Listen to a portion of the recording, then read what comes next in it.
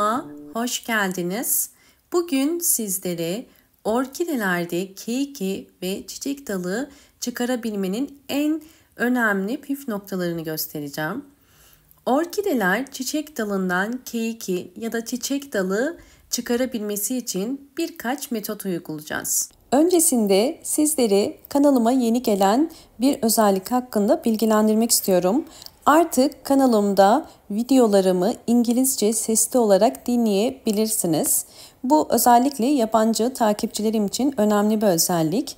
Bunun için yapmanız gereken sağ alt köşedeki ayarlar butonuna basıp buradan Audi Track kısmındaki orijinal Türkçe seslendirmeyi İngilizce seçeneğini seçin ve daha sonra İngilizce olarak video sizlere devam edecektir. Şimdilik sadece İngilizce sesli dinleme özelliği mevcut. Fakat bunu daha da geliştirerek sizler için en yakın zamanda birçok yabancı dilde dinleme seçeneği ekleyeceğim. Birinci metodumuz sonbaharda çiçekleri dökülen orkideleri dalını mutlaka budama yapmak gerekiyor. Çiçekleri solan orkide dalını doğru şekilde budarsanız orkide dalı hem keiki hem de yeni çiçek dalları çıkarabilir. Bunun için dikkat etmeniz gereken çiçeği dökülen boş boğumları kesmek. Her zaman dolu boğumları bırakıyoruz.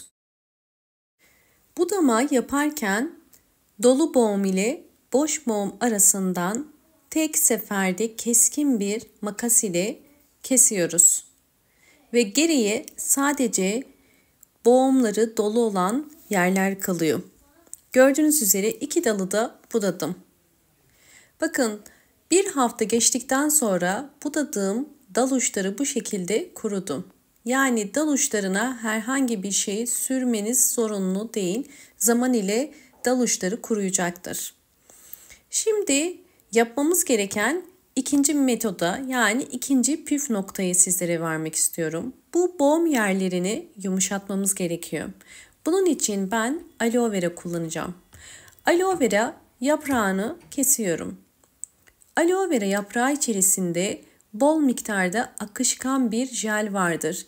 Bu jel özellikle hormon etkisi gösterir ve çok faydalıdır. Çiçeklerin ve bitkilerin hızlı bir şekilde büyümesine yardımcı olur.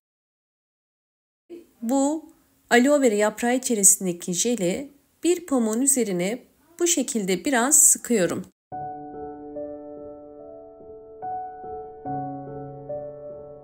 Daha sonra bu pamuğu üst boğum yerlerine bu şekilde sararak bağlayacağım.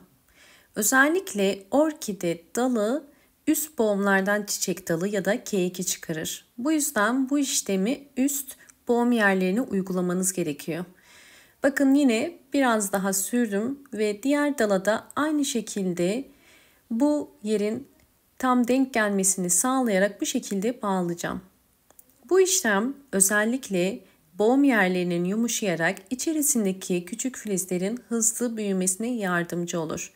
Fakat bu işlemi hızlandırmak için üzerine biraz da su sıkıyorum. Buradaki amaç yoğun bir nem sağlamak. Nem oranı ne kadar yüksek olursa üzerine sürdüğümüz hormon etkisiyle beraber daha hızlı boğum yerlerinden keiki ya da çiçek dalı çıkaracaktır. Sizlere üçüncü püf noktayı da göstermek istiyorum.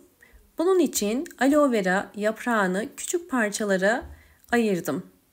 Ve bu küçük kestiğim aloe vera yapraklarını direkt boğum yerlerinin üzerine koyacağım. Bu da yine aynı işlemi görecektir. Şimdi yine üst boğum yerlerine kestiğim aloe vera jelini direkt koyuyorum.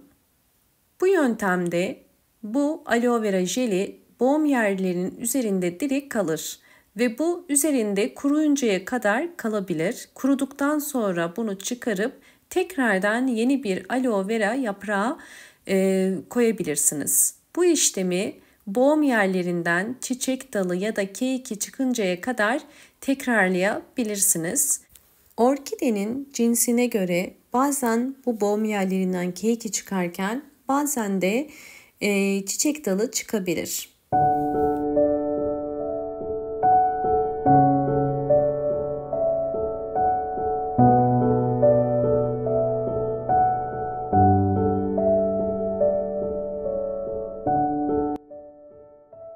3 metodu da uyguladım. Daha önce bu yöntemlerle sonuç aldığım orkidelerimi sizlerle paylaşacağım.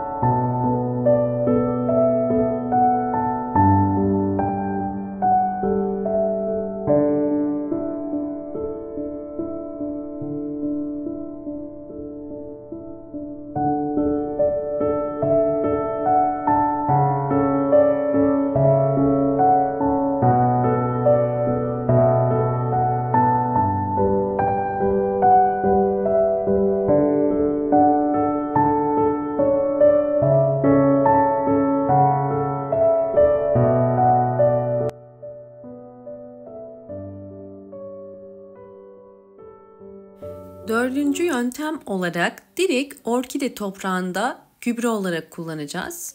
Aloe vera yaprağı içerisinde birçok vitamin ve mineraller vardır. Bu yüzden aloe vera yaprağından bir gübre hazırlıyorum. Aloe vera suyundan faydalanmak için bu şekilde bir robotun içerisine küçük küçük dilimlediğim aloe vera yapraklarını koydum ve üzerine 200 ml su koydum. Şimdi blenderdan geçiriyorum. Videomu eğer buraya kadar izlediyseniz ve beğendiyseniz hemen beğen tuşuna basıp kanalıma da abone değilseniz eğer bana destek olmak için abone olup zil sesini de bildirimleri erken almak için açık konuma getirebilirsiniz. Evet, robottan geçirdim, püre haline getirdim. Burada dikkat etmeniz gereken süzmeniz, çünkü aloe vera yapraklarının kökleri yapışmaması gerekiyor. Sadece suyunu kullanacağım.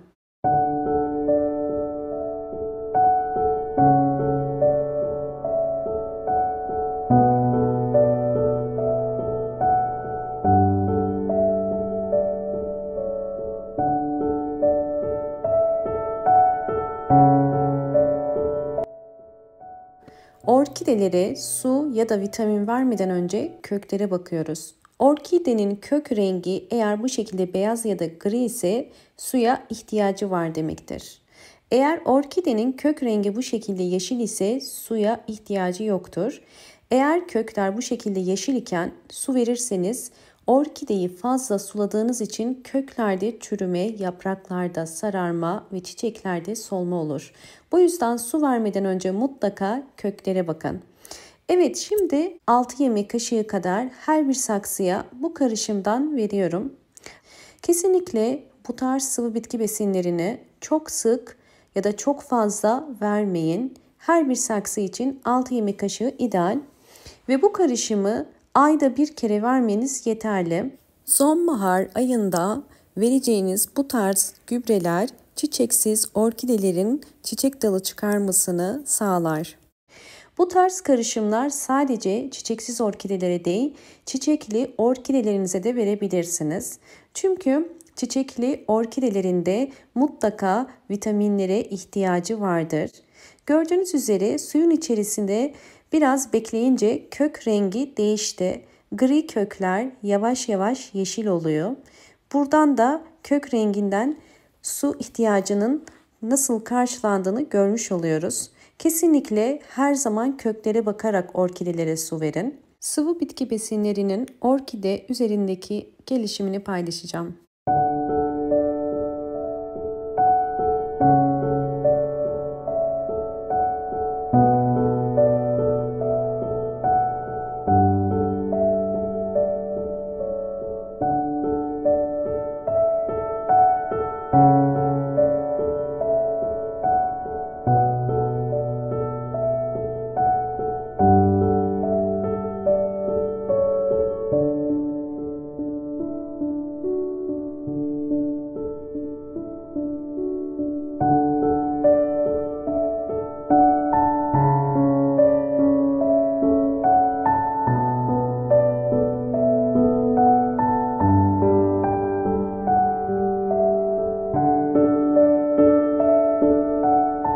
Videomu buraya kadar izlediyseniz ve beğendiyseniz hemen beğen tuşuna basıp kanalıma da abone değilseniz eğer bana destek olmak için abone olabilirsiniz.